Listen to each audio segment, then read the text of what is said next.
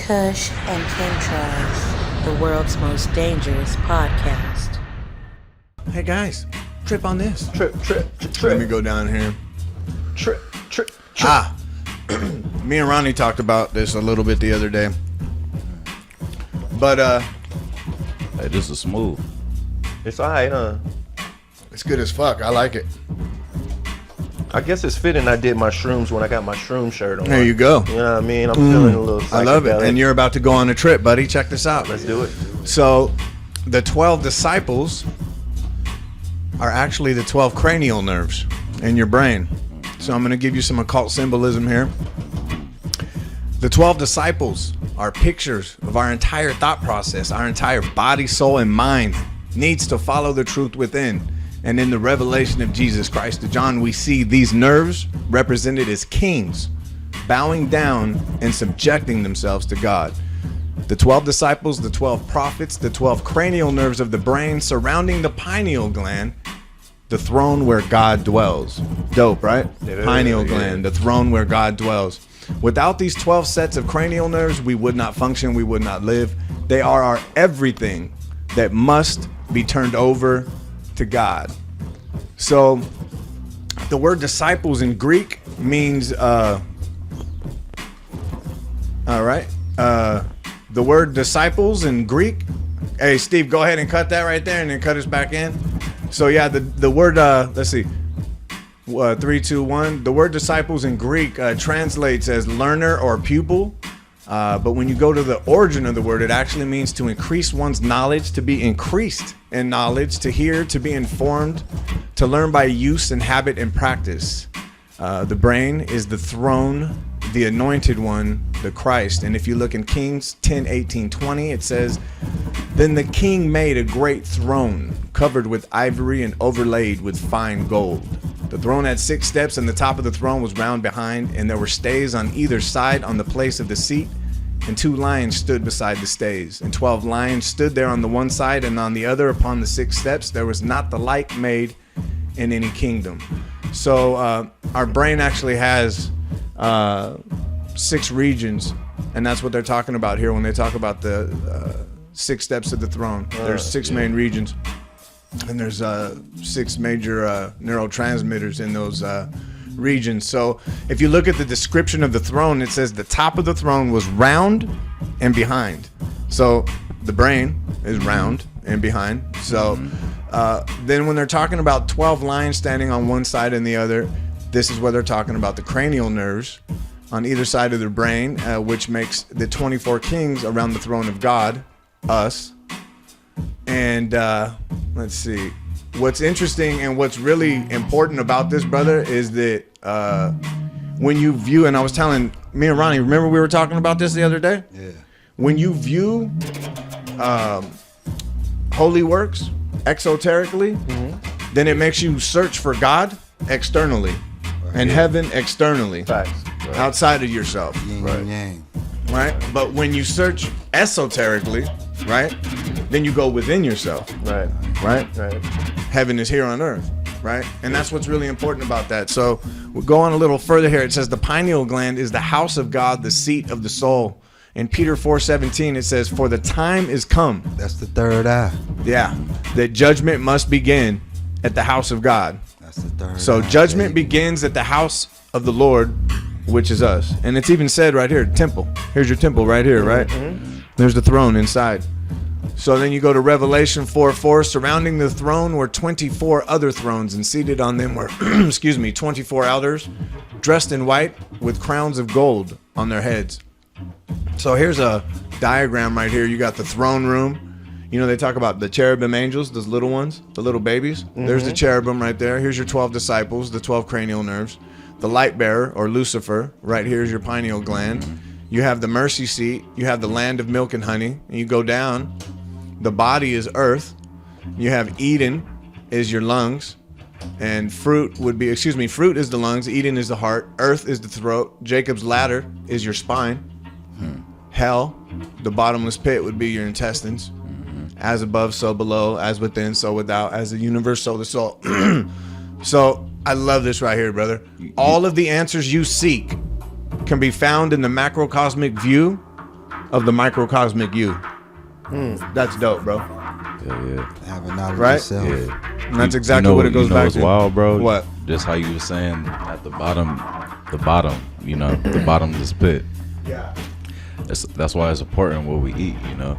Wow. Oh, absolutely. Because it's, like you said, as above, so below. Yeah. So if you're eating a bunch of just crap, Garbage. you know, That's a jewel right there, because you can BS, expand you know? on that to a whole nother level. Because when we think Absolutely. of our chakras, and the root chakra is pretty much in the sacral area, below the gut, right in where our sexual organs, you know. Yeah. But it's still important to stay rooted and stay grounded and be familiar with your root chakra, you know. Yeah. Absolutely. As you expand and rise. But a lot of it does have to do with the gut, because what's in the gut also controls your thoughts and your actions, your mood, you know. So yeah, people be tripping off of, why is it so important? Well, because you can't change your mind, and which changes your actions, which changes your reality without starting right there. come on, Yeah, man. so it's crazy, bro. Yeah. Put it like this: when you take a shit and that shit smell like an old ass bowl of greens, goddamn, you know what I'm saying? Then you ain't eating right.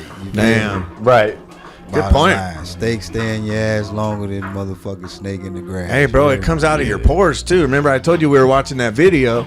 It was so funny. These guys were like, "Hey, man, you have to wear deodorant. Everyone has to wear deodorant." And this guy was debating him, going, "Nah, man, the food I eat, because I'm a vegan, it's got a lot of chlorophyll in it. Chlorophyll's a natural deodorant, so I don't need deodorant." And the more they kept coming at him, finally he goes, "No, you know what?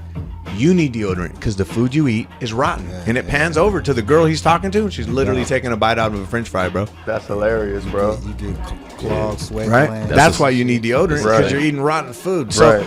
let's go back to 12. So the some of the other things with 12, I didn't want to get all of them, but here's some of them. We got the 12 zodiac signs, the 12 months of the year. The days split up into two 12-hour halves. The 12 Imams of Islam, the 12 links of Buddha, the 12 lingas of Shiva, the 12 Olympians in Greek mythology, the 12 stars in Revelation, and the 12 sons of Odin in Norse mythology. For all you Marvel fans out there that like Thor, that's actually based on real mythology. So anyways, I want to go over why that number 12 is so important in numerology, and why it is because 3 times 4 is 12, 7 plus 5 is 12. So let's start with 3. The number 3 is a very mystical and spiritual number. In ancient Babylon, the 3 primary gods were Anu, Baal, and Ea, representing heaven, earth, and the abyss. Similarly, there were 3 aspects to the Egyptian sun god, Capri, Re, and Atum. In Christianity, there's the Trinity of God the Father, God the Son, and God the Holy Spirit. Plato saw 3 as being symbolic of the triangle, the simplest spatial shape, and considered the world to have been built from triangles. Let's see. In German folklore, a paper triangle with a cross in each corner and a prayer in the middle was thought to act as protection against gout, as well as protecting a cradle from witches. 3 black animals were often sacrificed when attempting to conjure up demons. And on the other hand, 3 colored cats, a 3-colored cat rather, was a protective spirit. Also, 3 is the dimension of the smallest magic square, in which every row, column, and diagonal sums to 15. Let's move on to 4. The number of order in the universe is 4. The 4 elements of earth, air, fire, and water. The 4 seasons. The 4 points of the compass. The 4 phases of the moon. The 4 noble truths epitomize Buddhism. To the Pythagoreans, 4 was the source of the Tetractys. 1 plus 2 plus 3 plus 4 equals 10, which was the most perfect number. It is the most perfect number. And let's see, we have, now let's do 5 is the sum of the first even and odd numbers, 2 plus 3. To the Pythagoreans, 1 was not a number and was not odd. It symbolized human life, and in the Platonic and Pythagorean traditions, marriage as the sum of the female 2 and the male 3. The Pythagoreans discovered the 5 regular solids, also known as the Platonic solids, which consist of the tetrahedron, the cube, the octahedron, the dodecahedron, and the icosahedron.